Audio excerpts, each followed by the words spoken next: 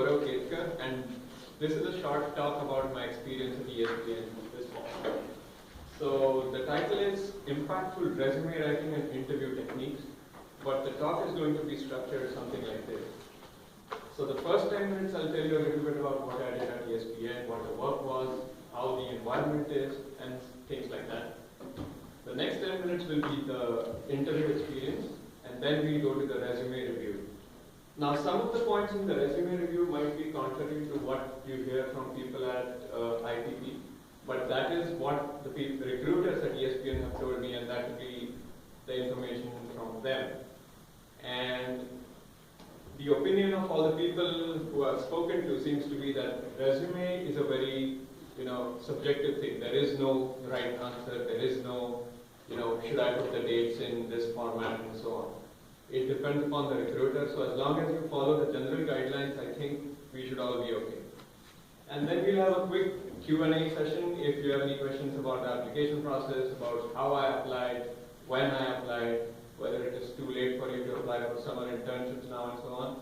Then we'll do that quickly, and then we'll move on to the lunch if you guys want to. So what did I do at ESPN? ESPN has an ATG group, that is the Advanced Technology Group. And this group is focused on many verticals like virtual reality, social media analytics, speech recognition, and so on. And I worked on the speech recognition team. And the mandate that was given to me by my manager was come up with some way to simplify data collection. Now let me explain. What ESPN does is, if by show of hand, how many of you are sports fans?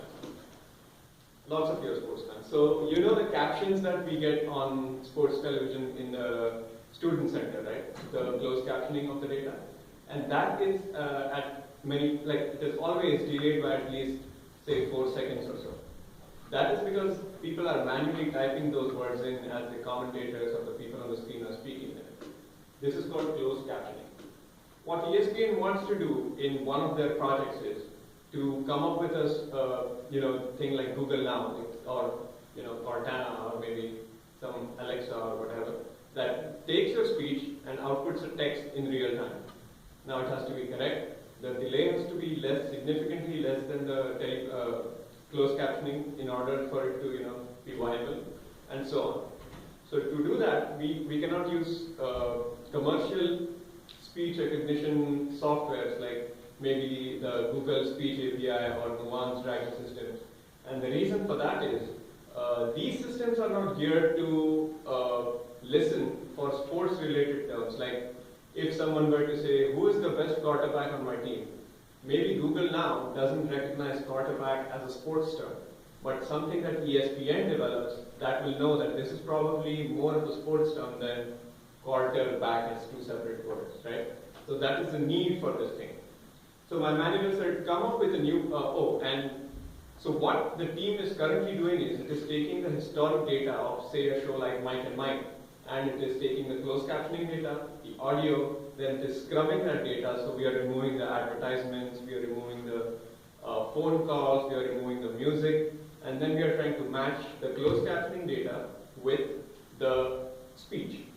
Now this process is very tedious and very time consuming and not that accurate because there are mistakes here, there is crosstalk between the hosts, there is music, and so on. So in order to train the ESPN voice model, so-called, we need to have data in the form of sentences and their exact words. So maybe something like, which player should I select on my draft for the next week? And the exact sentence. So, for example, should I bench Tom Brady this week? So that would be something that someone speaks. And then the speech recognition system outputs, should I bench Tom Brady this week? So this is the end result that we were looking for. And for that, I was charged with coming up with something. So I could do an Android app, or I could do an iOS app, or I could do a web app. Now the thing at ESPN is, most of the employees are issued laptops or MacBooks from the company and iPhones from the company and so on. So it is all a Apple-oriented culture and so on. So Android app was out of question, but there are some people who use exclusively Android or Windows phones and so on. So I could not do only iOS either. So the middle ground was to develop a web application so that it could be cross-platform and so on. So that no matter what you're using, if you have the browser that supports the API calls that I'm going to make, then I'm going to be fine. So that is what I went with.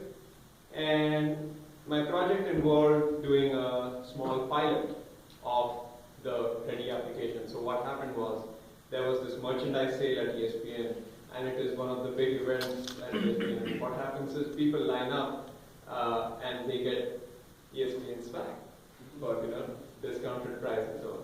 So when people were lined up, what I